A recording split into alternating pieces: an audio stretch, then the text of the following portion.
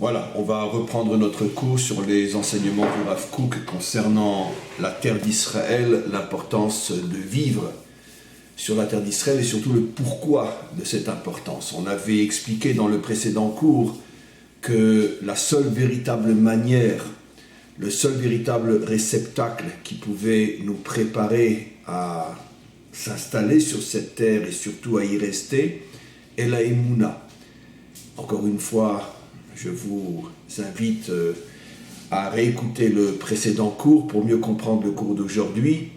Et la Emouna dans le sens que il y a quelque chose dans cette terre, et c'est ce qu'on va revoir aujourd'hui, quelque chose dans cette terre qui dépasse, on pourrait dire, toutes les approches et toutes les logiques qui font qu'un peuple a besoin d'une terre. Généralement, comme on l'avait déjà vu, on va le revoir, un peuple a besoin d'une terre parce que il lui faut un endroit dans lequel il peut se développer, dans lequel il peut se construire, se renforcer et s'exprimer.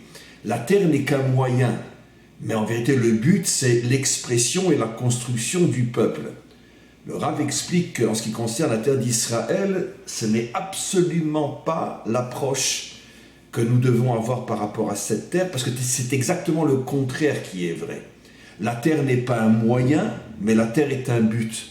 En ce sens que si le but du peuple juif, c'est de comprendre qui il est, quelle est sa mission, quelle est son identité véritable et pourquoi il a été choisi par le maître du monde, si c'est ça le but du peuple juif, ce but-là ne peut se dévoiler à lui que grâce et uniquement grâce à sa présence positive, c'est-à-dire avec un bon esprit, une bonne compréhension de sa présence donc en Israël. Dès que le peuple juif revient sur sa terre, à ce moment-là, cette terre qui est différente de toutes les autres, en ce sens que toutes les autres ne sont qu'un moyen d'arriver au but, mais cette terre est le but lui-même, en ce sens que grâce à la connexion ou la reconnexion avec cette terre, le peuple juif découvre qui il est véritablement, il découvre ce qu'est véritablement son identité, car il est absolument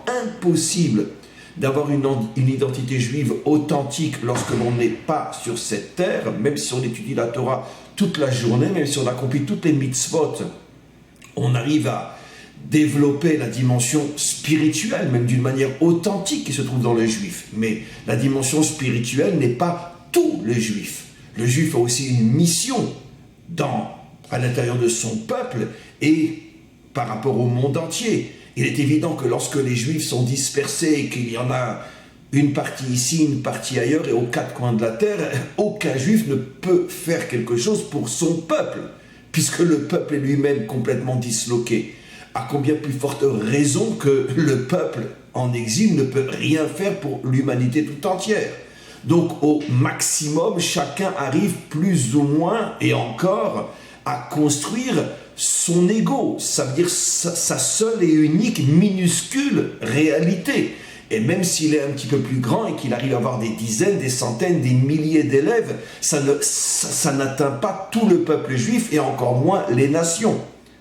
Donc si le but d'Israël, c'est de retrouver son identité en tant que peuple, si le but d'Israël, c'est que chacun d'entre nous sente que notre mission véritable n'est pas seulement de nous construire nous-mêmes ou ceux qui nous entourent, mais d'être une partie intégrante de la construction du peuple juif et à travers cette construction de dispenser une lumière pour toutes les nations, ce but qui est celui d'Israël ne peut se révéler, explique le Rav, qu'en Eretz Israël, parce que c'est exactement l'effet d'une prise que tu rentres dans la prise.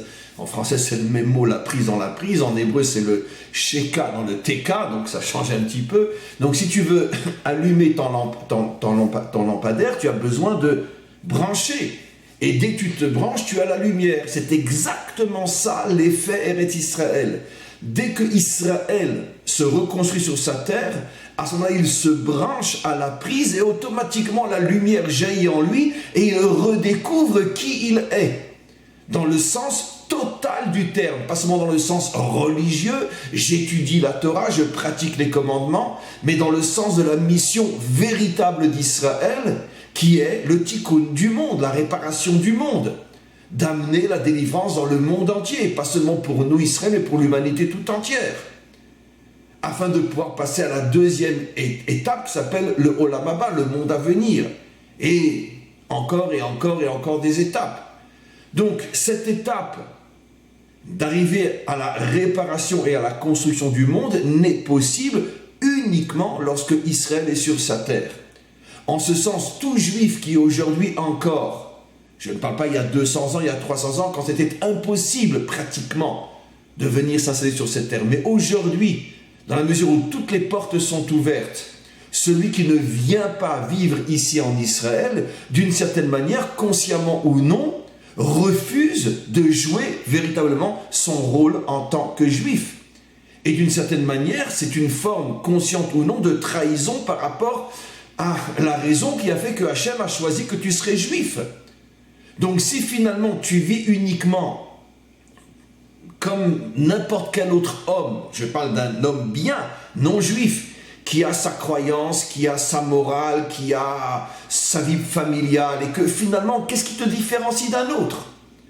Il y a dans le monde des millions de non-juifs qui vivent d'une manière exemplaire, qui sont croyants, pas forcément idolâtres, qui ont une vie morale, une vie familiale, une vie de couple, une vie sociale extraordinaire. Qu'est-ce qui te différencie d'eux? Donc pourquoi Hachem a fait de toi un juif? Si finalement, à quelques nuances près, tu vis comme eux et ils vivent comme toi. C'est comme si tout d'un coup quelqu'un a fait des études de médecine et puis après avoir décroché un diplôme et il est là, il pourrait devenir un très très bon médecin, finalement il renonce à ce pourquoi il a travaillé pendant des années et va vivre comme n'importe quelle autre personne sans exercer son métier. Alors, pourquoi tu as fait tellement d'études? Tu as en toi la possibilité de sauver des vies, pourquoi tu ne le fais pas? C'est exactement ce qui se passe aujourd'hui pour tout juif qui vit en dehors de sa terre. Alors pose-toi la question, pourquoi Dieu t'a fait juif? Et ne me réponds pas bêtement uniquement pour pouvoir mettre les tefilines. Parce que c'est pas parce que tu mets les tefilines que tu vas changer le monde. Il faut un peuple pour changer le monde. Il faut une puissance nationale. Il faut un exemple qui puisse être un exemple pour toutes les nations. C'est pas un juif qui met les tefilines à Paris qui va impressionner les non-juifs et qui va les faire changer. Même pas les juifs eux-mêmes. La majorité des juifs partout dans le monde, en tout cas en France, c'est sûr, ne sont pas religieux. T'as beau mettre les tefilines tous les jours, t'arrives même pas à changer ton peuple. Donc on a besoin de quelque chose de puissant, de grand, un modèle visible pour tous, qui se construit sur le plan moral, sur le plan économique, sur le plan social, sur le plan militaire, sur le plan politique, et qui devient un exemple réel pour les nations tout entières. C'est ça ma mission en tant que juif.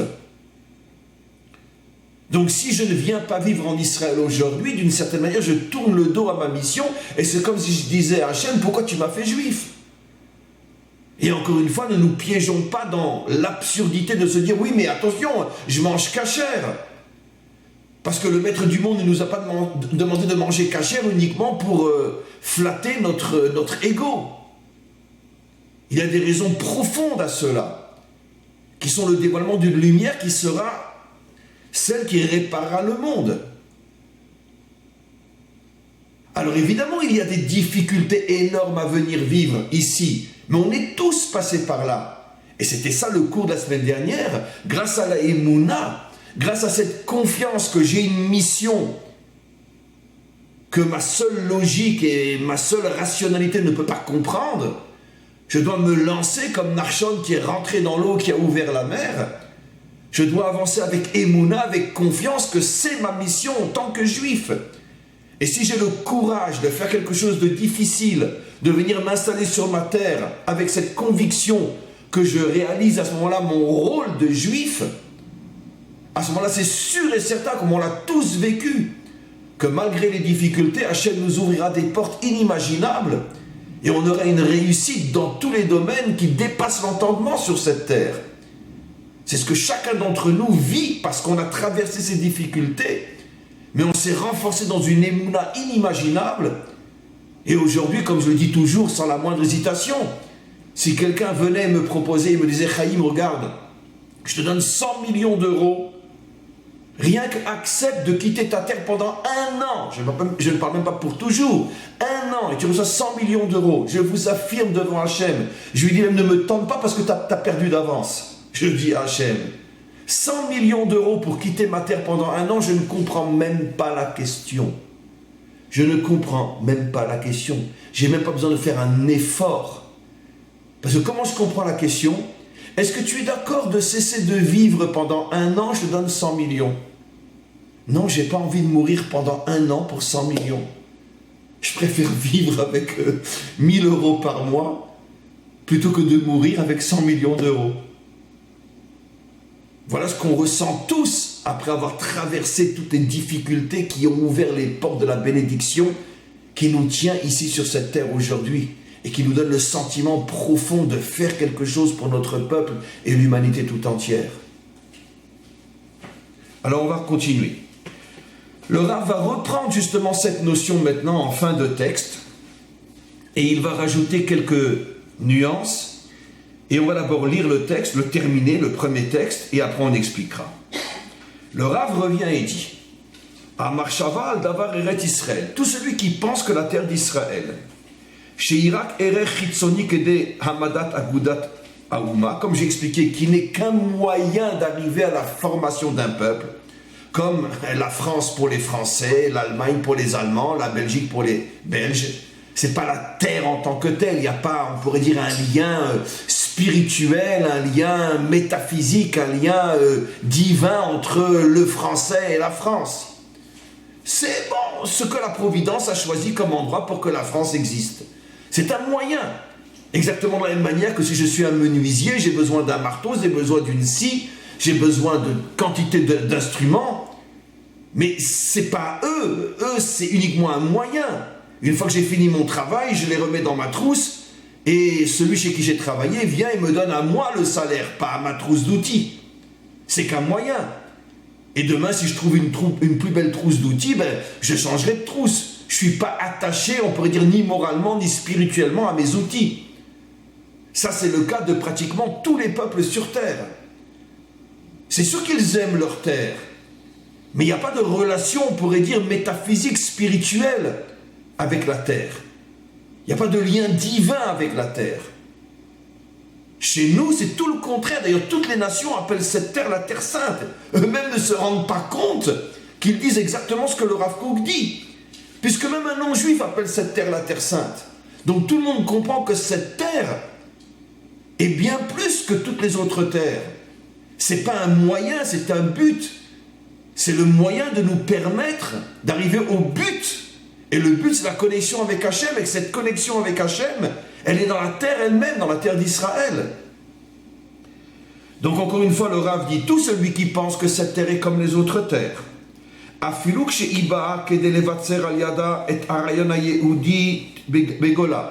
plus encore, dit le Rav, même si quelqu'un se dit non, je veux vivre en Israël parce que ça m'est difficile de pratiquer mon judaïsme en dehors de la terre d'Israël, parce que, imaginons qu'il vivait ou qu'il vient d'un pays où on ne pouvait pas vivre totalement librement en tant que juif, c'est le cas de nombreux pays, il y a encore de nombreuses années, et supposons que, je ne sais pas moi, dans les fin du 19e siècle, début du 20e siècle, un juif russe ou polonais décide, bon, moi je pars en Israël parce que j'ai envie de vivre mon judaïsme sans problème. Bien qu'en vérité mon exemple est faux, parce qu'à cette époque-là, il quitte la Russie pour arriver en Turquie, puisque c'est les Turcs et les Ottomans qui dominent le pays, et il n'y a pas de raison qu'il pourra mieux vivre son judaïsme sous régime ottoman que sous régime russe.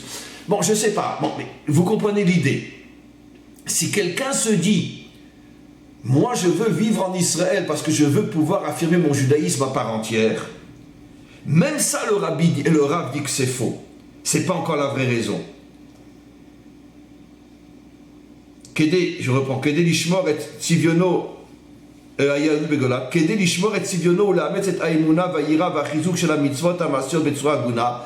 Et encore une fois, bon, je lis vite. Son but, c'est de se dire, je veux vivre sur cette terre parce que au moins je pourrais accomplir les mitzvot comme je veux. Et je vais parler à sa place, lui il va expliquer que c'est faux, mais je vais vous donner un exemple simple. Imaginez-vous donc un juif qui se trouve en Russie il y a un siècle et qui se dit « Bon, moi je veux trouver un endroit où je peux vivre mon judaïsme sans problème. » Je peux lui répondre « T'as pas besoin de vivre en Israël, va en Amérique. » Ce qu'ont fait d'ailleurs des centaines de milliers de juifs. Des millions de juifs ont quitté au début du XXe siècle la Russie pour partir en Amérique.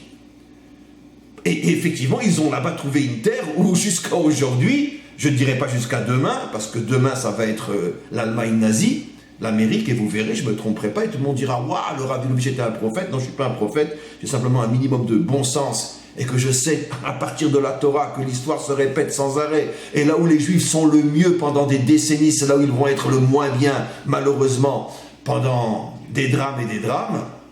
Mais peu importe, en tous les cas, jusqu'à aujourd'hui,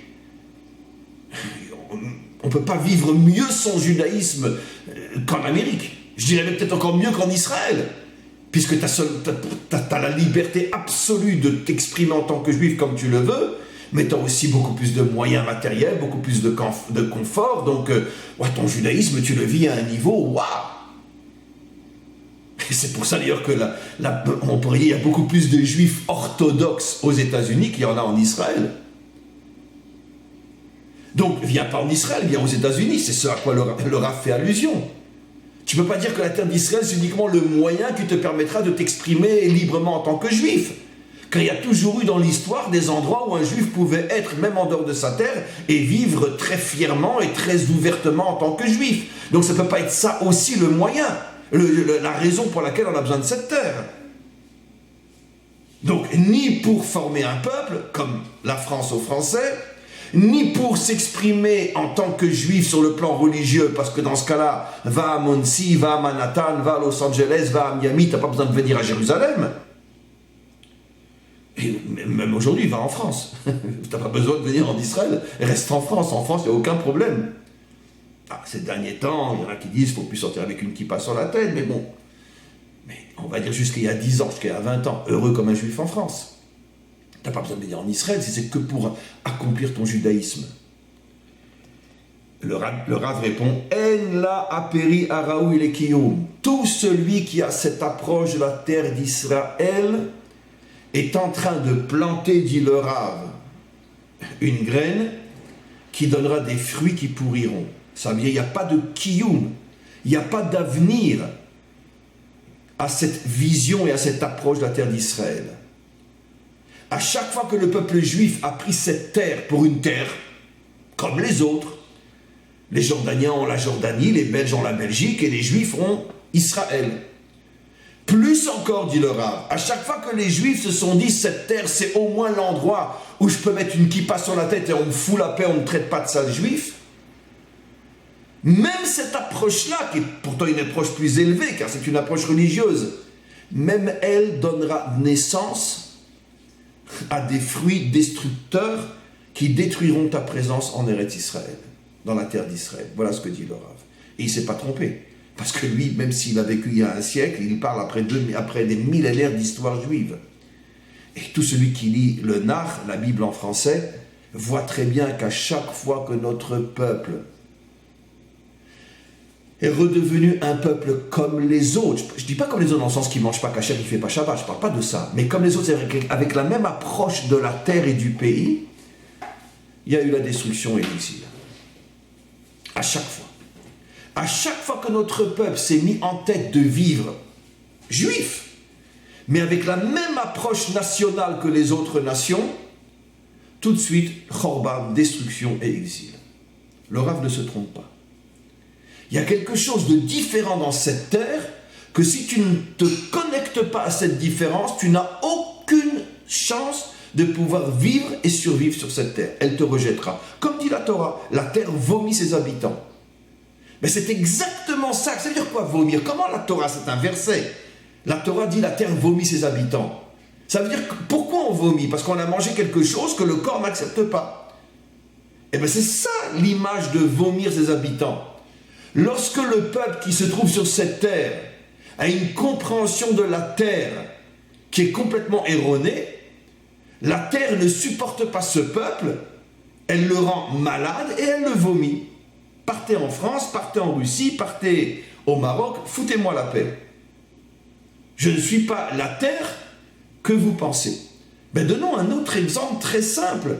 Cet exemple n'est pas de moi en vérité, parce que nos maîtres comparent, surtout dans le Zohar, la relation entre le peuple juif et la terre comme la relation dans un couple entre le mari et la femme étant la terre, puisque c'est elle qui donne les fruits. Et prenons l'exemple du couple. Si je me marie avec une femme, même si je suis gentil avec elle, mais elle ressent que finalement je l'aime parce qu'elle est bonne cuisinière, parce qu'elle tient bien la maison, parce qu'elle s'occupe bien des enfants, parce qu'elle est gentille. Bref, pour toutes ces raisons-là, qui sont de bonnes raisons, mais qui sont les seules raisons, c'est sûr qu'un jour ou l'autre, elle va me foutre dehors. Parce qu'elle va venir, et moi je suis où là-dedans? Où je suis moi? Moi, ton épouse, ta femme. Je ne suis pas qu'une bonne cuisinière, je ne suis pas qu'une bonne mère, je ne suis pas qu'une bonne ménagère, je ne suis pas qu'une gentille femme. Car il y en a plein des gentilles femmes.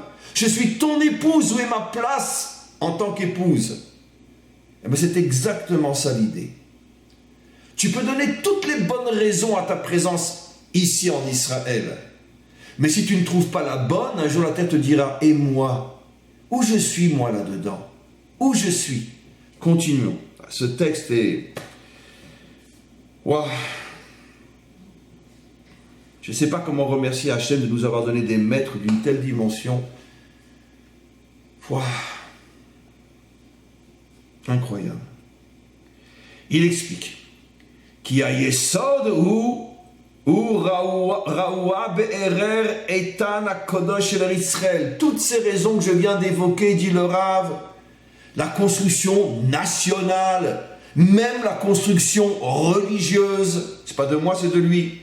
Toutes ces raisons-là sont comme si tu construisais une maison sans fondation, dit le Rav. Tout va s'écrouler. Tu n'es pas ici pour être une nation comme les autres. Tu n'es pas ici pour pouvoir vivre ta religion sans qu'on te traite de sale youpin. C'est pas pour ça que tu es là.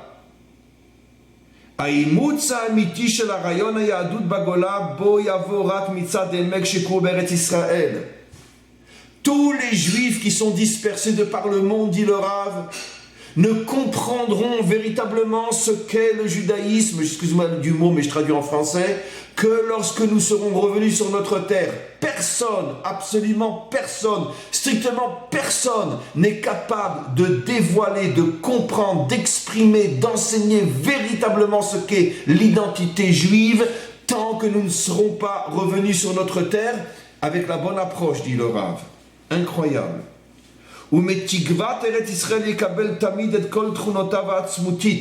Seulement celui qui ne vit que dans l'espoir de revenir sur cette terre, même s'il n'y est pas encore, mais qui vit dans l'espoir de revenir sur cette terre, même s'il n'y est pas encore, le simple fait que toute sa vie transpire de ce désir, de cette volonté de revenir, celui-là et seulement celui-là commence à faire briller en lui l'identité juive véritable.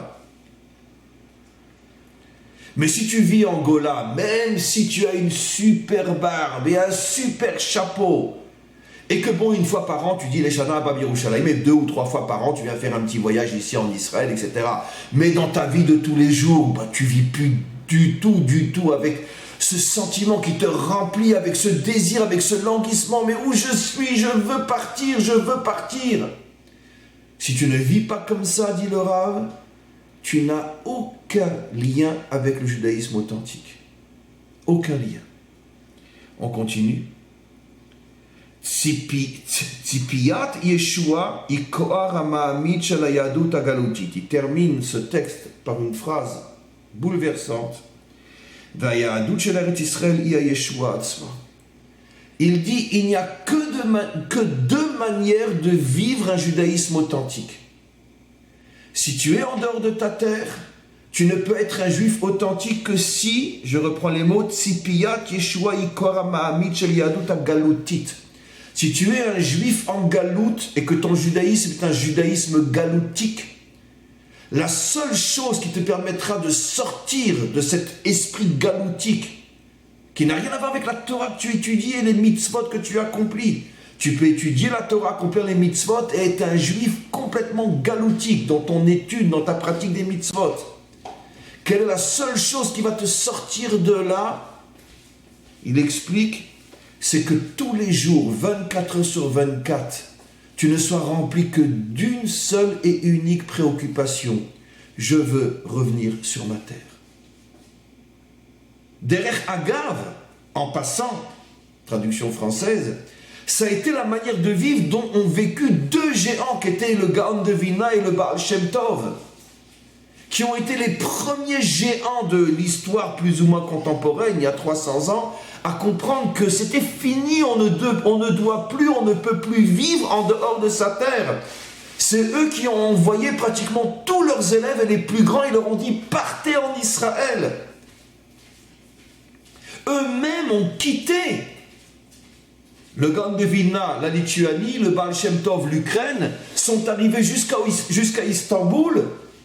Après des mois de voyage, on a jusqu'à aujourd'hui une lettre inimaginable que le Gaon de Vilna a laissée à sa femme et sa famille, en leur disant qu'il était parti, qu'il partait, qu'il ne reviendrait plus. Il laisse sa femme, ses enfants, bon ça paraît fou, mais pour vous dire, un homme qui a des centaines de milliers d'élèves, qui a une femme extraordinaire, des enfants extraordinaires, mais comment tu peux tout laisser partir en Israël à l'époque des Ottomans, il y a 300 ans?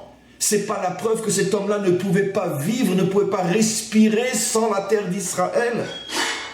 Ils sont arrivés à Istanbul, malheureusement, ils n'ont pas pu aller plus loin parce qu'il y avait la guerre sur la mer, etc. Les ports étaient bloqués. Ils sont repartis. Mais ils ont montré concrètement qu'ils ne pouvaient vivre que pour cette terre. Et après, ils ont envoyé pratiquement tous leurs élèves. Et c'est là qu'a commencé véritablement le vrai retour. Comme je dis toujours, le premier Herzl juif de l'histoire, c'est pas Herzl, c'est le Gaon de Vilna et c'est le Baal Shem Tov. Malheureusement, qu'est-ce qui s'est passé après? Comme toujours, à chaque fois que les grands lancent une idée, après leur mort, bon, j'aime pas le mot, mais après leur disparition, à nos yeux, viennent les petits rabbins, les petits qui, eux, stoppent le projet parce que, bon, ça va pas selon leurs intérêts. Et tout le monde comprend pourquoi. Et si je suis plombier, j'ai besoin de tuyaux cassés pour que je puisse les réparer. Si je suis peintre, j'ai besoin de murs pour peindre. Si je suis constructeur de maisons, j'ai besoin de pierres et j'ai besoin de gens qui ont besoin qu'on leur construise des maisons. Et si je suis rabbin, j'ai besoin d'une communauté qui me donne à manger. Donc sont venus les petits rabbins après eux qui ont stoppé le projet. Mais les grands, les vrais maîtres d'Israël, 200 ans avant Herzl avait déjà dit « Nous devons partir. Nous devons partir. » Et eux sont arrivés jusqu'à Istanbul. Donc, encore une fois, vous imaginez des gens qui ont tous les honneurs, les moyens matériels, les élèves, la famille, ils ont tout. Et ils partent seuls. J'imagine qu'arrivés là-bas, ils auraient tout fait pour faire venir leur famille. Mais en tous les cas, dans un premier temps, ils partent seuls. Mais vous imaginez, c'est exactement ce que dit le Rav. Ils ne pouvaient pas respirer une seconde sans l'idée d'être en Israël. Ce qui veut dire que même en Lituanie et même en Ukraine, c'était déjà de vrais juifs. C'est pour ça qu'ils sont devenus les géants de l'histoire du peuple juif. Chacun à sa manière, le Gaon de Vilna, le Baal Shem Tov. Mais tous les autres qui vivaient, bon, allez, l'an prochain, Jérusalem, bon, on a encore 3 mois pour le dire, mais pour l'instant, heureux comme un juif en Ukraine, heureux comme un juif en France, ceux-là, dit le Rav, ne sont pas des juifs authentiques, et ça n'a rien à voir avec leur pratique. Ce ne sont pas des juifs authentiques, car ils ne meurent pas de ne pas être en Israël, mourir dans le sens qu'ils ne peuvent plus respirer. Voilà ce texte absolument incroyable. Et le Rav conclut en disant et seulement quand on arrive sur cette terre, on commence à vivre la délivrance authentique. La délivrance authentique dans tous les sens profonds du terme. Puisque c'est quoi l'exil, comme je ne cesse de l'expliquer? C'est pas simplement qu'on a un déplacement géographique, c'est pas ça l'exil. Ça, c'est uniquement l'expression la plus extérieure de l'exil. C'est quoi l'exil? C'est le fait que je ne sais pas qui je suis, je ne sais pas d'où je viens, je ne sais pas qui je suis, je ne sais pas où je vais, je ne sais pas pourquoi j'existe, je ne sais pas pourquoi Hachem m'a créé, qu'est-ce qu'il attend de moi. Je ne sais rien de moi, c'est ça l'exil. L'exil est intérieur beaucoup plus qu'extérieur. Comme disait d'ailleurs le Rav Kook, il disait, puisque lui a vécu à l'époque où les Juifs commençaient à revenir sur leur terre par milliers, il a dit, ça sera beaucoup plus difficile de sortir l'exil des Juifs que de sortir les Juifs de l'exil. Ça veut dire sortir les Juifs de l'exil, c'est un déplacement géographique, mais sortir le véritable exil des Juifs, l'exil intérieur, c'est ce qu'il y a de plus difficile. Quel géant! Mais seulement lorsque tu arrives ici, tu commences à te libérer. Ça veut dire que tu sors de l'exil intérieur. Tu commences à savoir qui tu es. Alors évidemment, il y a des milliers de Juifs qui vivent ici et qui, d'une certaine manière, j'ose presque dire, vivent comme s'ils étaient restés en France ou ailleurs. Parce que justement, c'est ce que le Rav explique dans ce premier texte, parce que dès le départ, leur approche de la terre était faux. Je suis venu ici parce que j'ai peur de l'antisémitisme. Je suis venu ici parce que j'ai envie d'un endroit où je peux mettre une kippa sur la tête sans avoir peur de me faire démolir dans la rue. Je suis venu ici parce que je veux retrouver ma nation, être une nation comme toutes les nations. Toutes ces approches qui sont malheureusement trop répandues à l'intérieur de notre peuple ici en Israël font que je vais vivre ici comme si j'étais resté à Paris. Parce que dès le départ, tu es venu avec une fausse approche. Mais si tu es venu ici avec l'intention unique de savoir qu'est-ce que le maître du monde attend de moi en tant qu'individu, attend de mon peuple en tant que nation, et je viens en Israël parce que je sais que c'est le seul endroit où ce secret me sera révélé, toi tu vas vivre la délivrance. Tu vas sentir en toi que ton identité se dévoile, que ton être juif se construit, et tu vas devenir une lumière pour ta génération. Merci au maître du monde, merci de nous avoir donné des maîtres d'une telle dimension, et j'ai pas de mots, merci.